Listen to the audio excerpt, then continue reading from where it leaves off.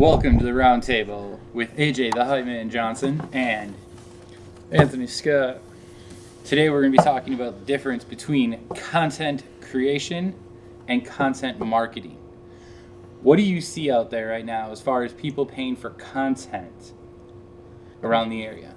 Well, all right. So what we're seeing a lot of is business owners are going to, they don't know what they need initially, but they think they need marketing. They think they need content. And what they don't know is that they're buying content from video production companies and they're being left with no real plan. Or if they are left with some type of plan, they don't have any executional help.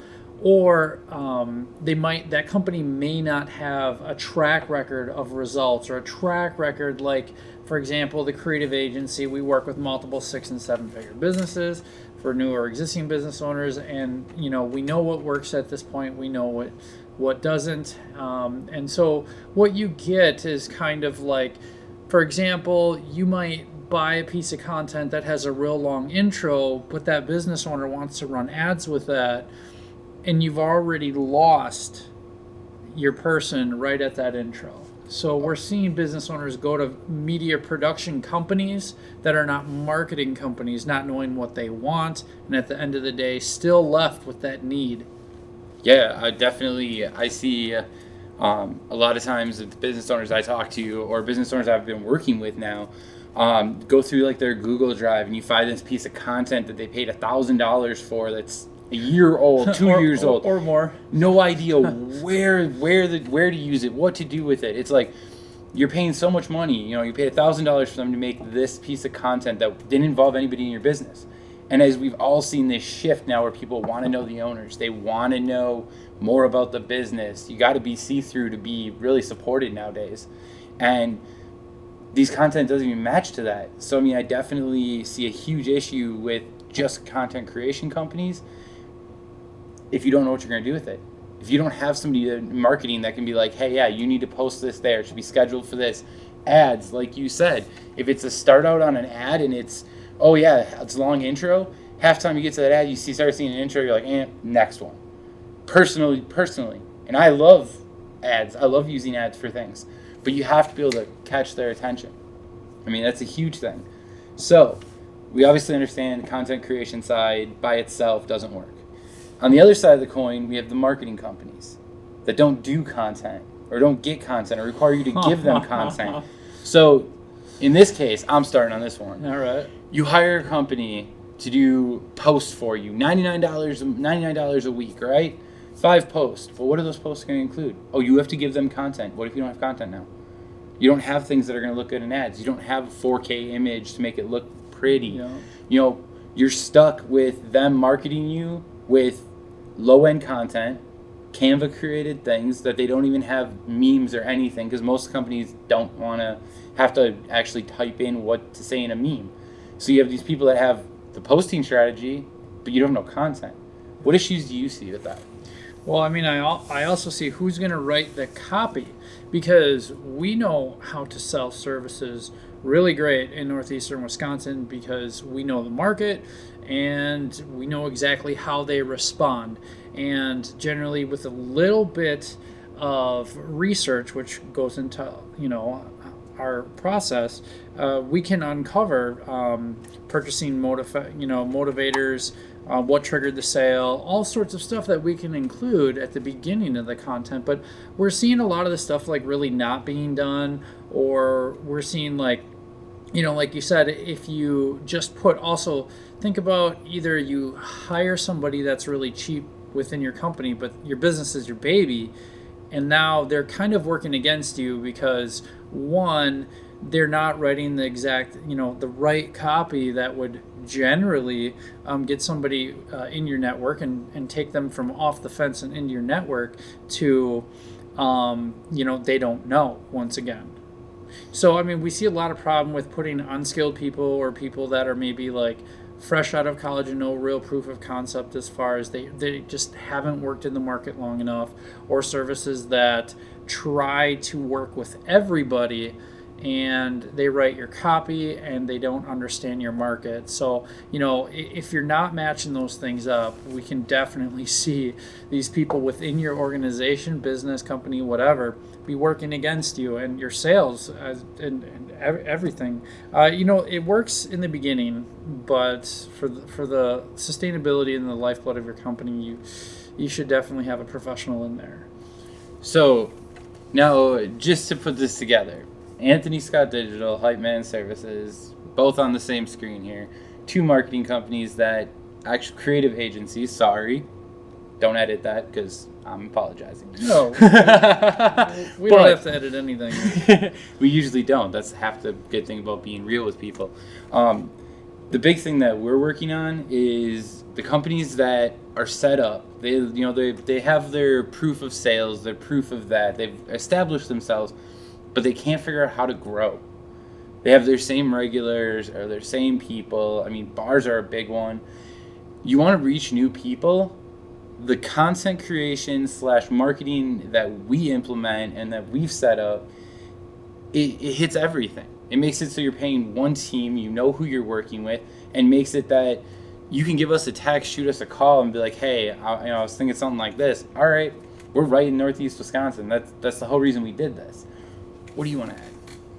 Well, I mean, I think you're hitting on it pretty good here, but I just can't see enough need for having somebody that has, I talk a lot about having a high income skill set, and this could be a skill set that you can transfer to either multiple companies or sell, so you don't have to sell your time and you can make a bunch of money. But what I'm seeing is people that have teams of people who are in their skill set, they're not fully developed, but their company, they have, like, let's say a need-based company, so they kind of fly under the radar. They don't notice it as much, but then at some points when we do get into companies, we see, hey, we see a lack of skill here and here.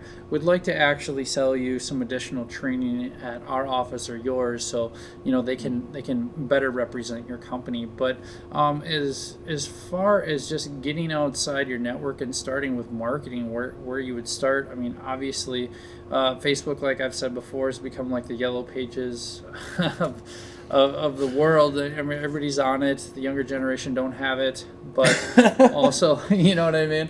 But I mean, still, for your business, it is still equally important, as well as Instagram, and that platform will age too. So you just got to think about the next 10, 20 years of your business and where platforms might go.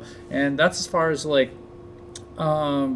new trends of short video. Like when we saw Pinterest was paying creators, it's like, okay, now if you're creating your camera roll and you're already putting it on TikTok and Reels, to also translate that over and move it over to Pinterest as well, because I know another influencer creator who cornered a market for the abandoned buildings, specifically in, like, I guess Midwest area. He was a first mover, and because of that, which is not typical at all. Generally, you're joining a platform at its peak, or when it's just about to blow up, or afterwards. But he did get, because of this first mover, he did get a lot of first mover type traffic. He got the lion's share of the traffic, and Pinterest started paying him. So, when businesses ask, well, like, do you think I should do that? It's like, okay, unless you're going to have somebody dedicated to that, or that's part of your content mix, then I wouldn't suggest just doing it with no plan. And I mean, we see a lot of stuff out here being purchased, as well as content, or companies selling marketing plans, and they're not fulfilling their end. And just to really be consistent for a company, it's not that hard. I've kind of taken the creative agency, instead of doing it from the way they teach it in college, to selling a service for like a year. And yes, it's high ticket, but it is worth it, because I believe there's always buyers for the best. Quality attracts quality, better is better, iron sharpens iron, whatever you want to call it, use cliches or what, but That's generally what I'm seeing is a need for people and a need for consistency. And when it comes to, do I go to a video production company? Well, there's reasons to go there, So like example, if you're making a documentary, you probably want to go to a video production company. A commercial. If you want, like if you're looking to do like a really high-end commercial, yes, go there. Example of some type of services we would do at a creative agency, we would do like really nice high-end testimonials. We could do a product commercial, but we wouldn't really necessarily, we'd show them what we've done before and then build off that and see if they were a right fit. Generally, we want to work with clients that commit more than just a one-off, because that's back to like what college was teaching. The model for marketing agencies was to get a whole bunch of clients and sell at $1,000 to $2,000, and hopefully you can get 50 and not go broke before you can build your client list. And good luck, because the cost of new client acquisition is ridiculous, and I've seen companies collapse before they get their client base up. But yeah, that's just about it when it comes to it. It's just, have a little bit of know your purpose before you just go buy a piece of content. Generally try to get somebody that can commit to a minimum of 6 months, or hire out for that position, but qualify them as far as social media, and look into their portfolio if they have one. And that's what I have. I mean, as an ending note, everybody has one of these. It's called a phone, right? You use it. It's got a camera. So when you're paying a production company, and they're like, oh yeah, high end this, high end that, 90% of it can be done with this right here. Not even joking you. You just need to know where to put it. That's what we're good for. And this has been the Roundtable with Anthony Scott and AJ the Hype Man. Join us next time, because you never know where the Roundtable will be next.